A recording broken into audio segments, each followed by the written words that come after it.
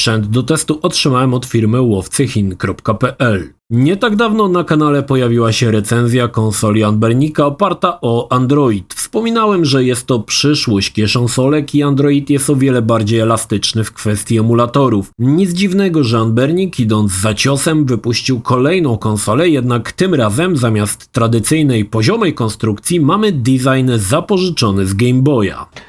Cześć, ja nazywam się Krzysztof Energik-Micielski, a to recenzja konsoli Anbernik 405V z Androidem. Zapraszam.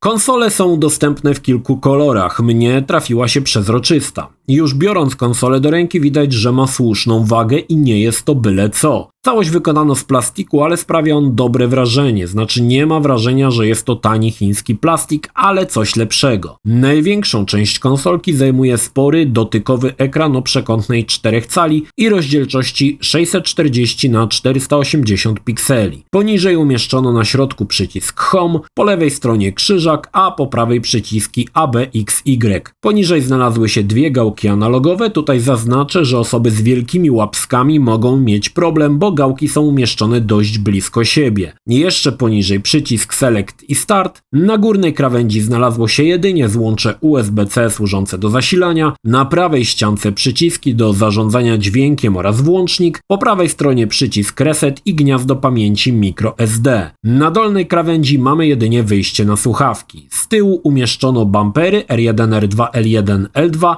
oraz zwraca uwagę wentylator po środku, który ma zapewnić chłodzenie naszego sprzętu.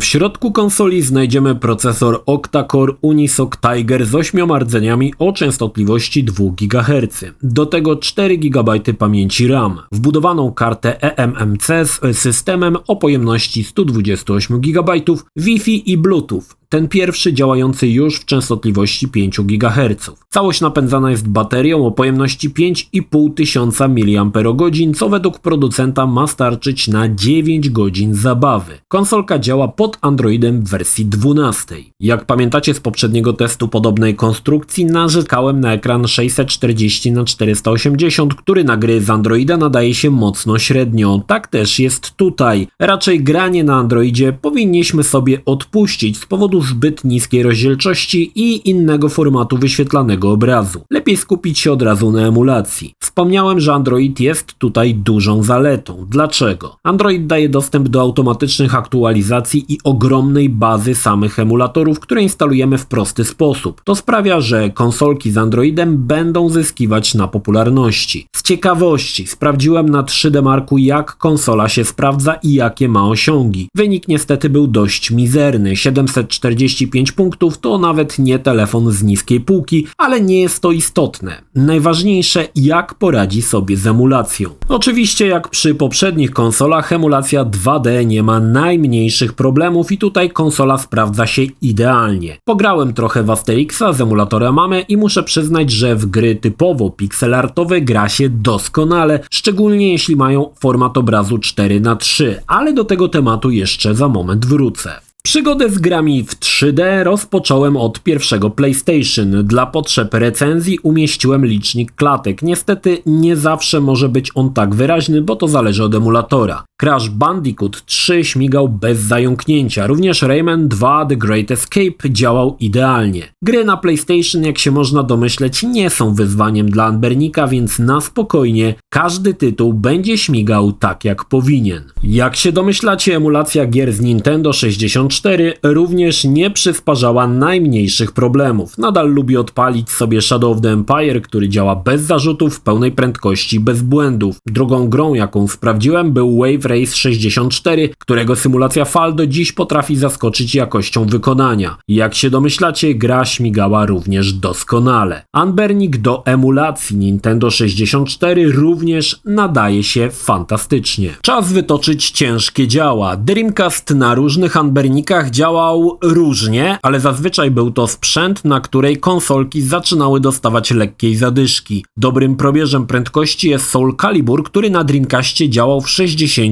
klatkach na sekundę. A jak na Anberniku, muszę przyznać, że doskonale. Soul Calibur śmiga pięknie, bez zająknięcia w pełnych 60 klatkach na sekundę. Sprawdziłem jeszcze legendarną Ikarugę, która również powinna mieć niezmącony klatkarz i jak się domyślacie, było w zasadzie idealnie. No dobra, czas na cięższe wyzwanie. PlayStation 2 i kultowy God of War 2. Nie spodziewałem się szału, bo wciąż na Androidzie emulator wymaga trochę pracy nad optymalizacją, ale o dziwo gra osiągała miejscami ponad 20 klatek na sekundę. Nie było to komfortowe, ale dało się grać. W mniej wymagających graficznie grach, jak Kingdom Hearts, sprzęt osiągał 30 klatek na sekundę i jest to jak najbardziej możliwe do grania. Podejrzewam, że w grach bardziej statycznych, nawet przy spadkach klatek, można bez problemu grać. PSP to wciąż ciężki temat dla anberników. Zanim powiem o moich doznaniach, kilka słów wyjaśnień. PSP miało ekran szerokokątny i dla takiego ekranu powstawały gry. Uruchamiając je na anberniku w formacie 4:3, musimy się liczyć z tym, że gry będą ściśnięte. Jeśli jest opcja wyłączenia formatu 4:3, będziemy mieli obraz z czarnymi pasami u góry i u dołu, czego nie polecam, bo ekran i tak już jest wystarczająco mały. Odpaliłem na początek Army of Two The Fourth Day. Gra osiągnęła 60 klatek na sekundę bez większych problemów. Drugim tytułem był Daxter, który działał w 30 klatkach, czyli dokładnie tak jak na oryginalnym PSP.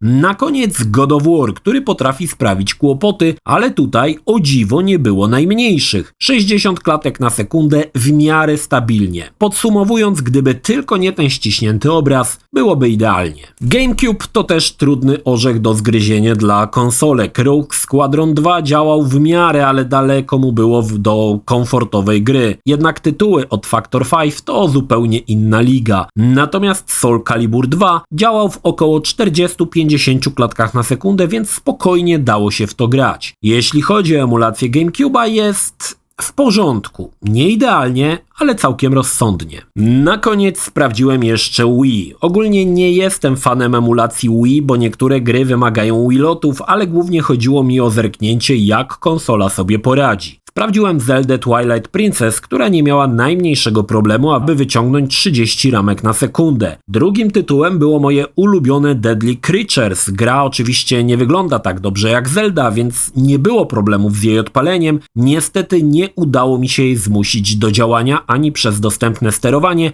ani przez sterowanie ekranowe. Ogólnie gry z Wii działają bardzo sprawnie. Problemem może być tutaj tylko moment, w którym będą korzystały z żyroskopu. Oczywiście wciąż możemy pobrać i odpalić gry pod Androidem, ale Anbernik nadaje się do nich średnio. Głównie, jak wspomniałem, chodzi o ten format obrazu i rozdzielczość, która dla wielu gier jest niewystarczająca, przez co gry są nieczytelne. Jednakże, jeśli mamy taki kaprys, nadal gry na Androidzie można sobie odpalić i pograć. Zanim przejdę do podsumowania, kilka słów na temat ergonomii Anbernika 405V. Mam tutaj uwagę co do triggerów. Nie są one umiejscowione w zbyt dobrym miejscu. Po dłuższych sesjach bóle palców będą spore. W moim przypadku, a mam długie palce, musiałem je wyginać pod dziwnym kątem, aby trafić na trigger. Dlatego osoby z większymi łapskami mogą mieć tutaj problem ze swobodnym dostępem do wszystkich funkcjonalności. Anbernik 405V to kolejna konsolka z Androidem i będzie ich coraz więcej i od razu widać też dlaczego. Sprzęt radzi sobie z emulacją bardzo dobrze. W przyszłości lepszy ekran w formacie 16:9 i lepszy procesor da możliwość uruchamiania coraz bardziej zaawansowanych konsol w pełnej prędkości i będzie to świetne. Kolejnym featurem jest to, że Android aktualizuje na bieżąco wszystkie emulatory i aplikacje, przez co mamy zawsze dostęp do ich najnowszych wersji. Można wspomnieć o całej dostępnej